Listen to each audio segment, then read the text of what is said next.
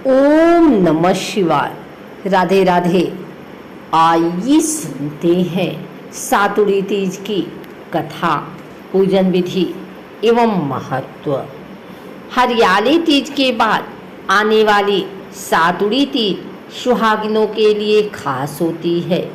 इस दिन विवाहित महिलाएं भगवान शिव और माता पार्वती के साथ चंद्रमा की भी पूजा करती हैं।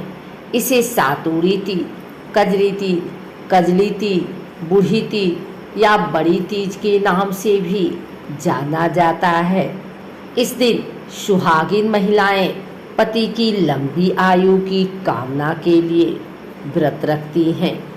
भाद्रपद मास में कृष्ण पक्ष की तृतीया तिथि को कजरी या सातुड़ी तीज का त्योहार मनाया जाता है। यह पर्व उत्तर प्रदेश, मध्य प्रदेश, बिहार और राजस्थान सहित कई राज्यों में बड़ी धूमधाम से मनाया जाता है।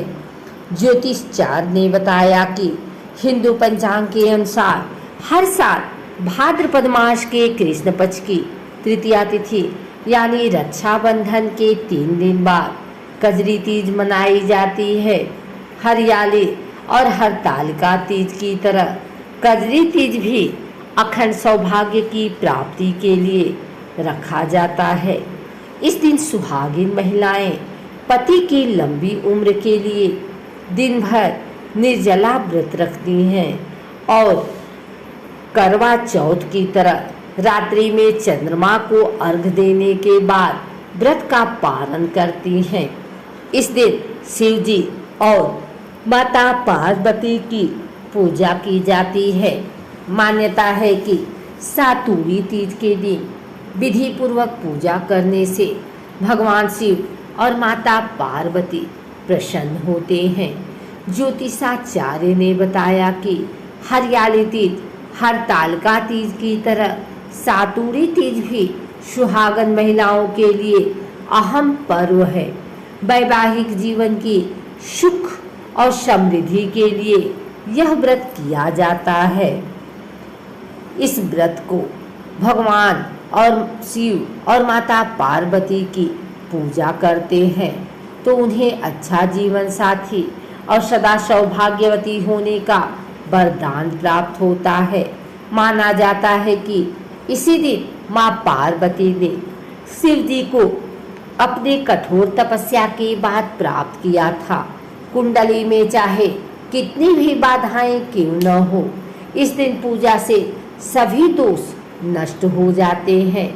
ज्योतिषाचार्य ने बताया कि सातुड़ी तीज के बारे में मान्यता है कि इस दिन माँ पार्वती ने भगवान शिव को प्राप्त किया था।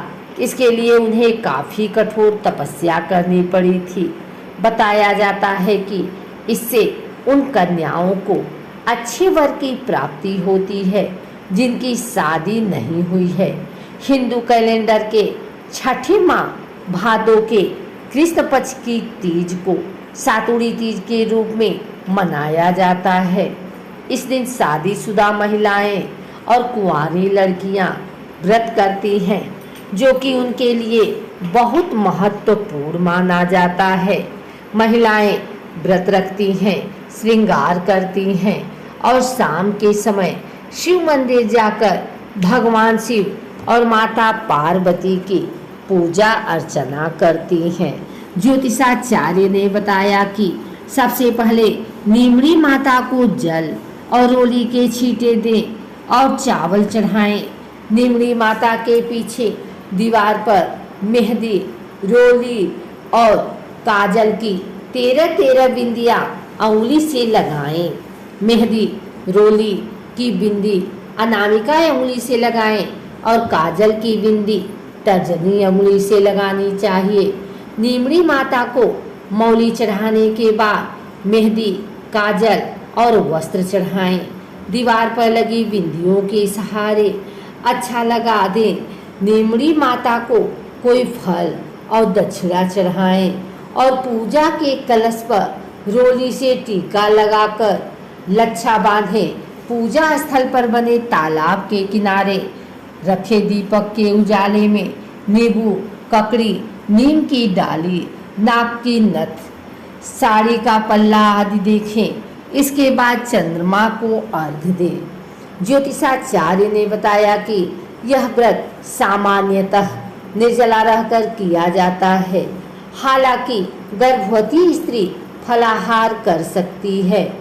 यदि चांद उदय होते नहीं दिख पाए तो रात्रि में लगभग 11:30 बजे तक आसमान की ओर अर्घ्य देकर व्रत खोला जा सकता है।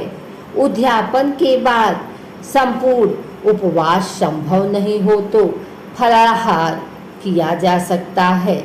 सातुड़ी तीज की पौराणिक कथा के अनुसार एक गांव में गरीब ब्राह्मण का परिवार रहता था। ब्राह्मण की पत्नी ने भाद्रपद महीने में आने वाली कजली या सातुड़ी तीज का व्रत रखा और ब्राह्मण से कहा, हे स्वामी, आज मेरा व्रत तीज का है, कहीं से मेरे लिए चने का सत्तू ले आइए। लेकिन ब्राह्मण ने परेशान होकर कहा कि मैं सत्तू कहाँ से लेकर आऊं। भाग्यवान इस पर ब्राह्मण की पत्नी ने कहा कि मुझे किसी भी कीमत पर चने का सत्तू चाहिए। इतना सुनकर ब्राह्मण रात के समय घर से निकल पड़ा।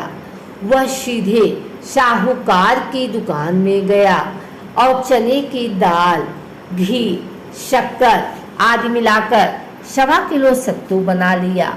इतना करने के बाद ब्राह्मण अपनी पोटली बांधकर जाने लगा। तभी खटखट की आवाज़ सुनकर साहूकार के नौकर जाग गए और वह जोर जोर आवाज़ करने लगे। ब्राह्मण को इन्होंने पकड़ लिया। साहूकार भी वहां पहुंच गया। ब्राह्मण ने कहा कि मैं बहुत गरीब हूँ और मेरी पत्नी ने आज तीज का व्रत रखा है, इसलिए मैंने यहाँ से सिर्फ 1.25 किलो का सत्तू बना कर लिया है। ब्राह्मण की तलाशी ली गई तो सत्तू के अलावा कुछ भी नहीं निकला। उधर चाँद निकल आया था और ब्राह्मण की पत्नी इंतजार कर रही थी। साहूकार ने कहा कि आज तो तुम्हारी पत्नी को मैं अपनी धर्म बहन मानूंगा। उसने ब्राह्मण को गहने, मेहंदी, लच्छा और रुपए देकर अच्छे से विदा किया। सभी ने मिलकर कजली माता की पूजा की। इसलिए कहा जाता है कि जिस तरह ब्राह्मण के दिन फिरे वैसे सबके दिन फिरे।